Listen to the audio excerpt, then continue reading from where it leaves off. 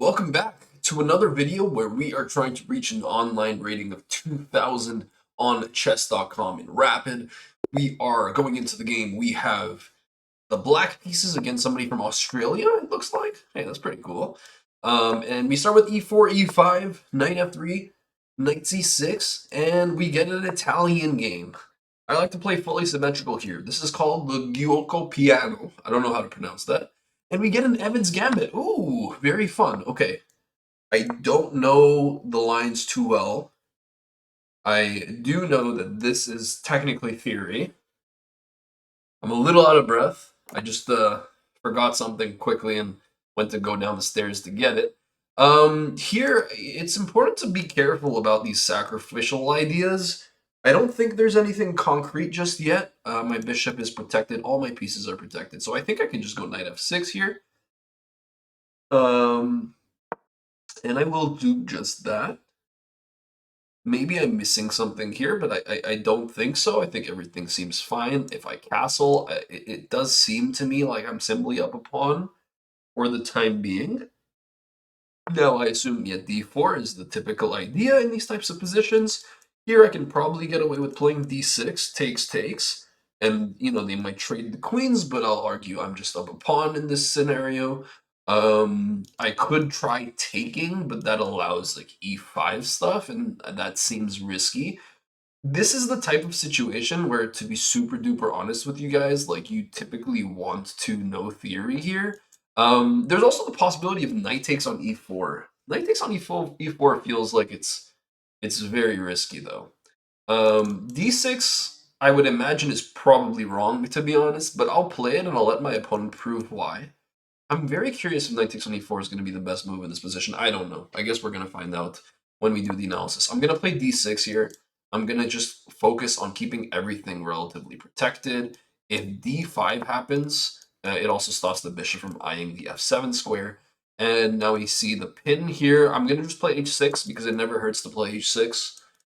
They'll probably go bishop h4, and then I have to decide whether I want to play g5 or whether I want to just castle. I think that I'm gonna actually just play g5 here, and I'm gonna take the pawn on e4. I think that's my idea. I'll just be up 2 clean pawns, and also, okay, so they're not letting me do that. Now this is very clearly somebody who knows what they're doing. You don't jump into these types of lines if you don't know what you're doing. I'm gonna just play rook g8 here. I'm obviously not castling queenside anytime soon. So we're playing rook g8. I'm hitting this bishop. We'll see how they choose to defend it. They choose not to defend it at all. And here I could even maybe play rook g4. Rook g4, and maybe now they'll defend their bishop. But I think I might honestly just sacrifice my rook in that case. Let's play rook g4. I don't see the harm in this move. Oh, actually, there is. Oh, no. So I was thinking, okay, maybe bishop takes, queen takes.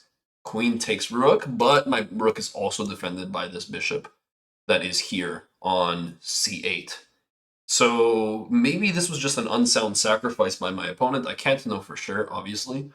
If bishop g3 is okay, I was expecting bishop g3. It's not what we're getting.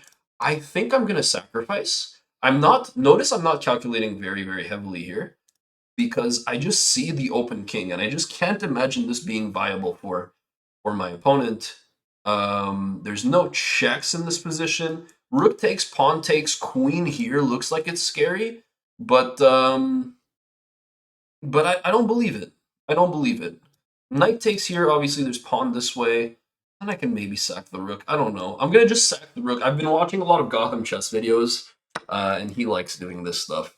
Probably in a rapid game, I should be concentrating a little bit more before deciding to just sacrifice it peacefully. But I just really don't think that my opponent has enough going on to be able to get a checkmate in. If the queen comes in here, I can just bring the knight back. It's fairly simple. Let's just take, and now we're threatening to take this pawn over here on h4. Okay, so this is not a serious threat because there's no There's no attacking ideas. Maybe my opponent's focusing on this pawn on c3, but they're missing that this pawn is hanging on h4, and this is clearly what I'm focused on, because this is where all the initiative is.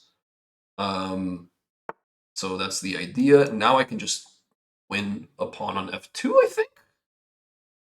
This is surprising play by my opponent. I'm confused by what's going on here. I'm not going to lie. I'll just take this pawn, because they have to take back with the rook, or else they lose their queen. And yes, my king is very unsafe. Like, that is... What is happening with these games, dude? I swear to God, these are not paid actors. What? This is a rapid game. You're 2,000 rated. You're literally 2,000 elo. What is going on? I don't understand. Okay, well, we should still, be precise. Obviously, I'm not going king f8. My opponent resigns. I don't get it. I don't get it. Let's go to the analysis. Let's do that. All right, well, I'm honestly still trying to process what's going on. Let's take a look at the opening of this game at the very least. So we got e4, e5, and knight f3, knight c6, and bishop c4. This is the Italian game. This is probably one of the most prominent openings throughout the history of chess. And it's definitely a very viable system to play. Now, black has a couple of different responses here. You can go knight f6, and this is something that beginners are typically punished for, because they walk into knight g5, and this is the fried liver attack. So these ideas are possible, and here you have to be very precise with how you respond to this. Personally, I've always just played symmetrically. I've always just played bishop c5, which is the Gyoko piano. I don't know if I'm saying that right still. And yeah, here it's a fairly standard game of chess. b4 is a way to make it not standard. Typically, white either plays d3 or c3. So c3 with the idea of preparing d4, or d3 to just develop their pieces. Usually the bishop here, maybe the knight goes on d2 or on c3, you castle on the king side, so on and so forth. But my opponent plays this line, which is potentially very dangerous. b4, which looks like it just gives up a pawn, because it does. I mean, this is just a pawn sacrifice. But it's a gambit, and it's a gambit that is actually viable at the highest level. This is something that is played in classical chess, which means that it's not fully refuted. So bishop takes on b4. I accept the gambit, obviously. And after c3, I keep the bishop on a5. The point is that I want to keep long-term pressure on this diagonal against the king until it's castled. There's very often lines where the white queen ends up on b3, and you have to defend the pawn on f7 with your own queen, and then you try to put the bishop back on b6 and put the knight on a5, so you fork these two pieces, and you at the very least take this thing out of the position by getting rid of the bishop. But we don't get any of that. My opponent just castles, and I play knight f6, and here, this moment was interesting to me. If you remember, in my play, I was considering thinking about taking on e4 with the knight. And apparently that would have been a pretty big mistake. So knight takes... Oh, no, actually, never mind. Never mind. The engine likes this. Oh, okay. I guess I was onto something. Does the engine like what I played? d6. Not as much. Nowhere near as much. Okay. So I was actually right that d6 was not the best move in the position. So you can play knight takes on e4. You can also just castle, which I find interesting, because castling seems to concede a pawn. But here, you actually take back on e4. Wow. Oh, take on e4. You actually take on e4. And this pawn is weak. You're going to get your rooks in, and you're going to eventually probably try to win the pawn back. There's positions where maybe sometimes you play d5 in these positions, and if they take with en passant, then you take back with a knight. So this is interesting stuff. But I don't know the theory off the top of my head. So I played d6 because it felt solid to me. Bishop g5 already is an inaccuracy. Here, the computer says I should be taking the pawn or playing something like bishop d7, continuing to develop my pieces. But usually when a bishop comes to g5, I like to just ask my opponent a simple question. What is the bishop actually doing here? I play h6, and this makes my opponent respond to my question. Either you take this knight, or you go back and you allow g5 to be played potentially.